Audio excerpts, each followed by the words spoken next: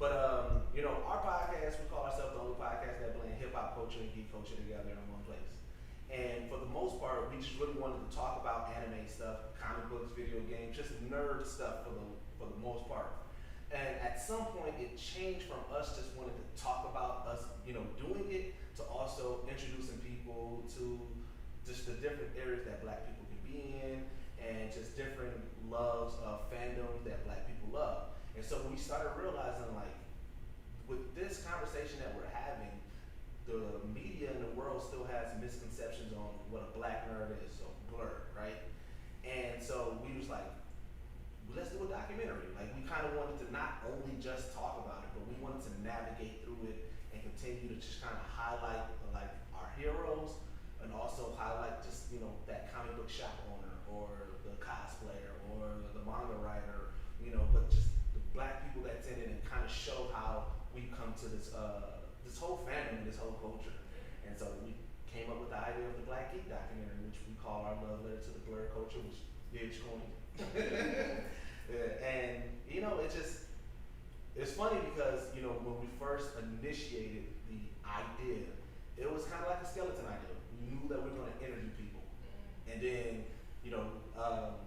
this is why it's so important to have a crew, because these two helped me realize we fleshed it out. Yeah, we fleshed it out way more, because it was really traditional documentary style. Okay. But we had not done anything traditional with what we've been doing with Geekset, and so. But and for whatever reason, I just didn't see that at first, and I needed them to help me kind of realize that, and they kind of was like, "What are you doing?" And so, like Rudy was saying, we're trying to be like take more of a voyage down. You know what I'm saying? Like I said, it's more of a and I think that's what when we were talking about non-traditional, when me and Didge were thinking about it more, and we were bringing to it, that's what really was throwing Deuces off. Like, that's not a documentary. Like, it doesn't matter. Like, it just you need to define. I know, and it's me trying to get out of my head of certain things, because the one thing that's been interesting about this journey is that we don't have mentors. We don't have anybody that we can pull from that has did this, right? So we're kind of doing it on our own, on the fly. We don't know if we're doing it the right way or the wrong way. But the one thing that we've always leaned on is that we're just gonna be true to us. So me following a path, it's like that's where it's like we haven't done this. So why are you so focused on following this path? And I was like, you're right. But that's why you need a squad, right? Yes. Yeah, for sure. Because they help you with that. They help you navigate that, and I think they're right. Like, if you're the first people to do it, you need to say what it is. And that's how it feels. And it's really a tour of Geekset, just diving into the culture. Yeah. Like, we're just going to see. You already like know you talk to people that you would talk to about this, right? And exploring that. Yeah, because like even when we did, like we generally go to these conventions and we do vlogs or we do write-ups, right? And one of the things that we always focused on was the people that was there. Yeah. So where other people were focused on, we're going to talk to this celebrity. Yeah, we may talk to some, but like a lot of these conventions always have what they call artist alley. And you'll see these independent creators, you'll see independent costume designers, you'll see independent jewelry makers, and we was always interested in their story, trying to figure out why, how'd you got here, what got you into this and everything, and it made for such compelling stories. So it was like, that's something that we've always focused on. Speak to the people. Like one of our convention, like, I don't know if I'm going to say tactic or just add-ons that when we go to conventions that Rudy, the Deuces does is take pictures of everybody. Yeah, like I that's mean, something like, that's like huge. there's a lot of people that be at conventions creating their own little booth or whatever and just selling photos, but we literally have a podcast, just go around, like what you got, hey, we gonna put this on our IG, if you see it, tag yourself, like we literally give everybody professional photos. So it's like, it's something that we just, everyone comes there, and when you're a regular person, you're really coming there for the experience, so you don't really get that celebrity kind of like, take a picture of me and do all this kind of stuff, or even having a press. Three black guys coming to you, like, can we take pictures of you real quick? Like it feels different about it. So we want to give that experience to people who wouldn't normally really have that. Yeah.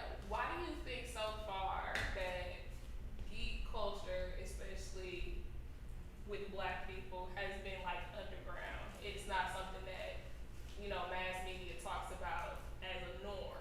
Why do you think that is? Well, nerd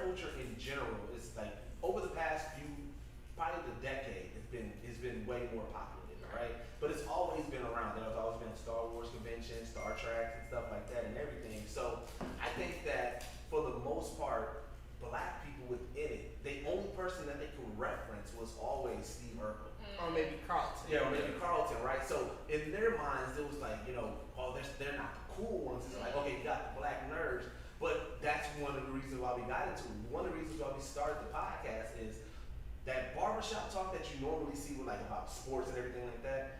We had these conversations about comic books and about Batman versus Superman or about anime or whatever, or video games, right? It sounds just like barbershop talk, but it's that. And that's what we wanted to show the world, that everybody is not Urkel. Though we still love Urkel and Carlton, there's more to us, right?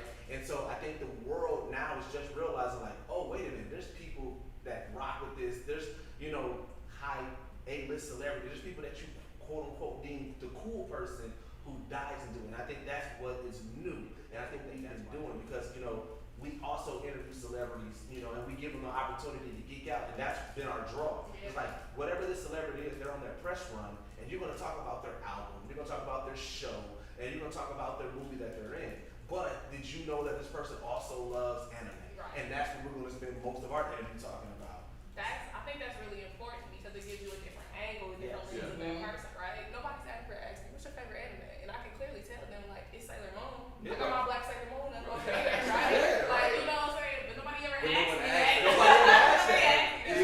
I think that's really what it is too. Like, I mean, with black culture in general, it is like it's in the last 10 years. I mean, even if you think about the Neptunes and like Blerd, like we started making the word. What Wu-Tang did was true geek shit. You know what I'm saying? But like voice over, overdubbing kung fu movies, like that's complete geek shit though. Like, and they like the hardest group. You know what I'm saying? Like, so it's like that's what it is. Like it's really just being like in your space where it's like, fam, I really like this shit. And I think more and more celebrities are coming out, and that's really what's making it. You know what I'm saying? Like that's really what's bringing it to light, is because more people are really just applying it to themselves as they are, whether artists living in or that truth.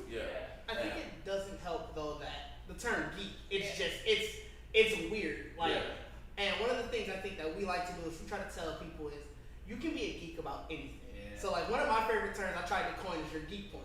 It's like your weak point, but it's something it gets brought up and now you're going crazy over it. And that can be sports, video games, cooking. It can be literally anything. I have several of those. Because if somebody asks you about it, you just go crazy. It's a love. But it's like you're a sports geek. Sure, we call you a sports fan, but you're really a sports geek. You're bringing up all of these numbers and whatever. Like that's what geeks do for comics or anime. It's the same thing, but you just deemed it because this is a more acceptable topic.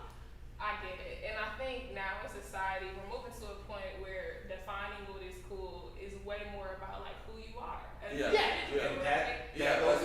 Like the whole like the line that we created, the geek, where I created the geek line for us. Like I mean, even the phrase that's like, do what you love what you do. You know what I'm saying? Like just be geeked about it. Like that's like I feel like being geek is really like the actual core parts of you. Like those, like whatever you really go off deep in about is really what's you. You know what I'm saying? And a lot of people don't really use that to like be themselves out in the world. Like you can actually make money or live comfortably off of what you really love to do. That makes a lot of sense. So since you guys have made this into a podcast and now you're going even further into media and doing a documentary, what have you learned about yourselves as geeks, fans, connoisseurs of another portion of culture? I think for me, I feel like what I've really learned is that we're just not alone in it. Like we're not like once you really kind of accept that you're doing what you like this is you, and people start talking to you more in a way where it's like this is what this is what you're putting out to the world. So this is the energy you're getting back. So it took me a while to kind of I think get comfortable with people really talking to me in my space. You know what I'm saying? Like talking to me about anime or whatever that I normally wouldn't talk to about it or whatever because they see me on TV doing this, so it's like, well, I should be able to just instantly ask you what's your favorite anime right now. Like, we're not going to talk about anything else. You know what I'm saying? So I think. For me, I think I didn't realize how outgoing, I guess I would say I am. Like, I definitely saw myself always as more quiet. I'd like to do more behind the scenes, but then the minute you put the camera in front of you, or the minute we get in front of the microphone, I'm talking. I didn't realize how much I like doing that. Like how being in front of the camera, talking to people, and just sort of sharing my thoughts with the world. Yeah, I think for me, I realized that I'm way more interested in people's story than I thought I was, right? So I would say I'm the outgoing one of the crew, right? Yeah, you're definitely. I'm the one, right? And so like, we're still all real geeks at heart. Like, yeah. geeks really don't like people like that because they don't understand them. Yeah. So it takes a lot to open up. Right. And so Yeah. that's the thing. I know that people, and how geek culture is, right? So I know that. So one, my approach is always different, right? There's a lot of people that I know that okay, they may be more introvert than extrovert. I'm definitely an extrovert, right? So knowing that there's an introvert, even when I talk to people, I make sure I ask them permission. I make sure I ask, are they comfortable? Do you have time? Can I, and I make sure I thank them. But I think the questions that I do, and when I do ask them, it is not just blanket style questions. I make sure I do some research and kind of go into it, and I ask them. And I think that because of my approach and how I ask those questions, those people who may not necessarily talk to as many people, they feel a little bit more comfortable. But then they're like, I like what you guys are doing, and I make sure that the emphasis is on love and making sure highlighting people and just giving them their flowers, because I think my philosophy with that is that everybody doesn't get that opportunity to be highlighted. Yeah. And I know that when we get highlighted, whether it's small or big, I'm excited for that. So I'm like, I want other people to feel that joy. Actually, I have a question back here behind the camera. Oh, what's the question? So I know Demetrius told me what he felt as far as what being a geek is, but we keep referencing geek culture. So what would you guys truly define as geek culture? Oh man. So if we're looking at what I guess geek culture is as a whole, it would be that it's almost the same as pop culture. So it's that comic books, video games. You're looking at the comic book movies right now. The anime industry is definitely huge in geek culture. But even outside of that, the meme culture, a lot of those meme cultures, they're built on jokes that somebody may have from a comic book movie or video game or whatever. So it's a lot of that. I guess another term would maybe be internet culture, because again, a lot of the people who are heavily into geek culture are very much internet based. I think that's probably the best I can get. I mean, Rumble. I feel like you're still specific. So I feel like I thought I was supposed to be specific. For me, I was just asking because I'm listening and I'm like, well, am I a geek? Yes. Did I ever know that I was a geek? I am probably. I am. But it's just, I'm like, okay, we're talking to you, he's like, I know. He's like, well, I know how geek culture is. And so it's like, well, let's define geek culture for our audience, because everybody isn't actually privy or have knowledge to. Right. So I guess most detailed way with having your own kind of flair in it. It's really, it can be a love of the awkward. People who just love the awkward things in life. You know what I'm saying? Yeah. It's, to me, a geek is somebody it is that. It's just someone, and when you're in the culture, because you just kind of click with people that feel the same kind of art, in that form with you, you're in that space. And because the art is so much more freer than anything. Just in general, being art is really self-expression.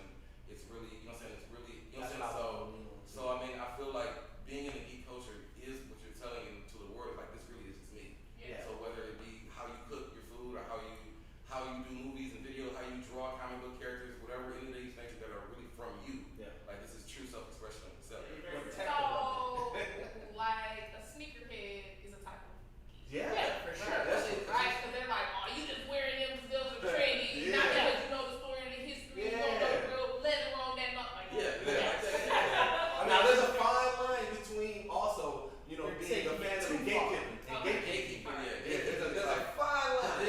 Then you gonna start getting challenged. Now we got it going on. You're doing a lot. You know what I'm saying? But it does start from that love and that love that you got to get into it. And the great thing about it is that when you talk, there may be people who don't understand it. There's a lot of people who shoes are shoes. Yeah. There's a lot of people who that cartoon. I like them cartoons. And it's we no, these anime have story, themes, and everything, or whatever the case. There's some people who look at Marvel, even with how big the MCU and the Marvel movies are, they're like, oh, this is still just a superhero movie. It's like, no, if you are a fan of film, all these film tropes that are big in these movies. Say that. I'll be like, forget all this. Even if you're not following the storyline, do you see what's going on? Right. So it's like, I think I think it's best. Well, that's exciting. I think, especially with obviously you guys are already, like I keep using the word archive because that's my word to hear right now. Hey. But you're already archiving things that are going on in geek community, right, and geek culture right now. But I think the documentary just adds another layer of that where people can visually see it. Yeah. And then also you'll have more people to reach to with the experience of going to talk to people using this kind of platform to do so. Is there anything that you're worried about with creating a documentary? For me, it's making sure that this is something that the culture is proud of. Because we're so close to it and everything, and we understand that this is a big ask. So within geek culture in general, we are actually focusing on Blerd culture, which is black nerds, right? And the one thing about Blerd culture is that it's still a newer term, but there's so many people that's living in it. So this is going to be the first big scale thing that's potentially highlighting the culture. Yeah. And so, us going there and talking to the people, we wanted to make sure that we talk to, again, not just the celebrities of the culture, but talk to the people within it. And so for me, like that's one of my biggest, fears, not necessarily fears, but just things that's always on my mind is that we put out a product that this culture is going to be proud of. So we are calling it a love letter to the culture. We haven't met any adversity. Like we haven't had anybody like, oh, y'all ain't Blerd or anything like that. Right. But just knowing that can potentially happen, or we put out a product that people are like, this doesn't even represent us. So we're always constantly making sure that we're crossing all the T's, dotting all the I's. We're talking to, like I said, the major cosplayer, or maybe the cosplayer who just started, or we're talking to the major content creator, but we're also talking to the content creator who just is on their road to 100 subscribers. Right. Because all those stories matter, and we want to make sure we get that perspective of the Blerd who gets the huge highlight, who's on everywhere, but also the Blerd who's trying to also be in this community. I think that's pretty much it. Then at the same time, are they gonna like it? I mean, they can very much be proud of, like, yes, you showcased us beautifully, Yeah. but it just was boring, and that scares me. Like, it can showcase Are everything. you guys boring? No, but Please I call me boring. like that. But it's one of those things you have to walk that line of you have to be informative but entertaining. Yes. And sometimes when you try to become informative, and I know I've done that a lot, you lose the entertainment because you're like, I just have to inform you. Yeah. And that's the entertaining part, right? And it's no. So just being able to walk that line, and because I know they're probably better at that than I am, they'll be able to rein my more informative nature in. So. Okay. All right. I mean, I honestly feel like I fear the success, and I think it's gonna go. Okay. I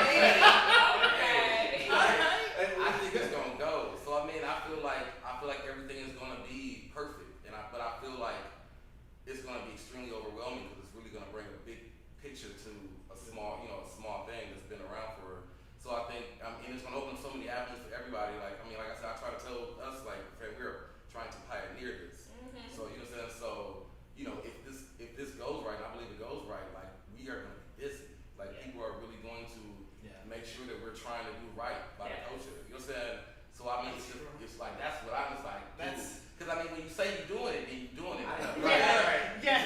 Geekset Podcast and Geekset as a brand is so much different than anything that anybody's doing. You know what I'm saying? Like that's what I have to keep explaining to them. Like we've done so much in our 4 years already that no one is even touched yet. Yeah. You know what I'm saying? So it's like we are been doing this as us. Like we have been doing everything that no one, because we don't know what to do, so we just do some shit. You know what I'm saying? So it's like, and everything we've been doing has really been keeping us going. We haven't hit walls. We've been able to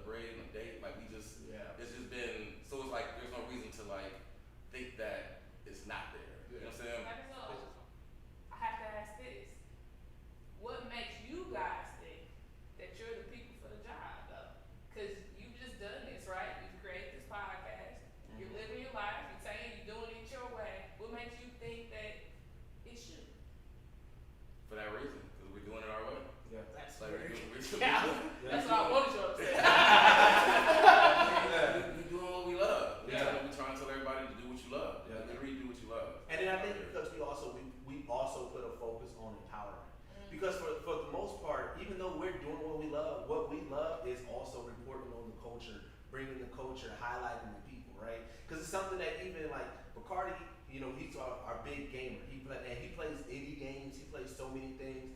Didge and Bacardi both, they watch probably the most indie animes, like the animes, the small ones and things like that. And me, like I know like the small creators, the big creators, right? So we always emphasize on on every podcast we have a recommendation. Sometimes it's something that people never heard of, a small creator, an indie game, a manga that nobody has really read that often or it doesn't get a lot of shine. And I think that is because of that we are the right people, because for most part everybody's trying to push themselves, and that's A-okay. You're a creator, you can do it. You're definitely supposed to if you're right. a creator. But you also need people that are going to report on the culture. And I think the biggest thing that over the past 2 years, I've had multiple people say, man, you have areas like if you're an artist, you want to go to the Breakfast Club, you want to go to Sway's Universe. You know, if you're an actor, you want to go on these late night shows. But if you're in this blurred culture, you have no direction that you want to go to. Right. Now they do. But now they said what geeks. Well, is there anything else you want the people to know? Man, you know, I got a long That's list. it. I'm sure. Give us a time.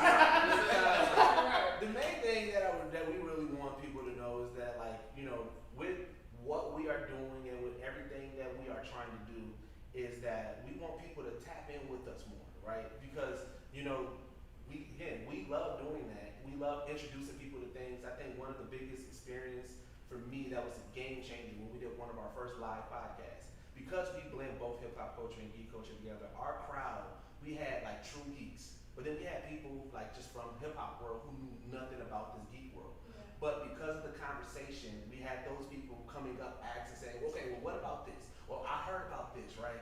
And so it was just amazing to see those and, you know, those worlds blend, because it's exactly what our makeup is. Yeah. And so it's something that we want to continue. It's like, if even if you have a small interest in it, reach out, you know, because like, I love making lists for people, and I make lists based off of like, you know, words that they, you know, how you can consume it, right? You know, so like certain people who don't know anything about anime, but like I want to kind of get into it, I'm like, all right, so if you want to find an anime with people catching them hands, you gotta watch this anime. Right. If you want to find an anime, you know, like I start breaking it down that way. So it's like, tap into that geek side. Like if you wanted to, then reach out, watch some of our podcasts, tap into the documentary. Like I said, though we are starting filming, we are still crowdfunding right now. You know, we're still trying to. Still a 3-man job, right? So, yeah. Well, 4-man. Shout out to Brandon Champ Robinson, also a Milwaukee native. You know, he's going to be directing the documentary. We're working with him, but yeah, we are still crowdsourcing it. So, you know, if you see the Black Geek Documentary post, like just as much as we need, you know, funding, we are repurposing everything. So like we have a Patreon, those funds are going there. Merch, we have this Geek Do What You Love merch available. And you can get just the hat. general Geekset merch, you know. Okay, so where can we get that? Tell us a link, tell us Oh, yeah. a platform, all of that. You can definitely shop on Geekset's ID page, but you can also go to the website. GeeksetPodcast.com. Yeah, and then, but like I said, just as much as the financial backing that we need, we do need the support of social media talking. You see that engagement, you see that hashtag, like share, comment. You got any of it? No, I mean, you guys can talk a mile a minute on everything. Well, I just want to thank you guys for coming and chat with us today. Thank you. Like I told you, for me, it's still always shocking when people are show that interest in us. And you know, we've been doing this for so long. You know, shout out to the Journal. Like I said, that was our first Milwaukee person that covered us. You guys are officially second. And First in person. Well, this Hey, now. First in person. First in person, and we truly appreciate it, because you know it's something that, you know, I tell people all the time. We have so much hometown love, and as much as we get love from other people, it always hits different when it comes from home. Yeah. And we still want that home love as well. So we love it every time. So appreciate y'all for sure. All right, you heard it here first.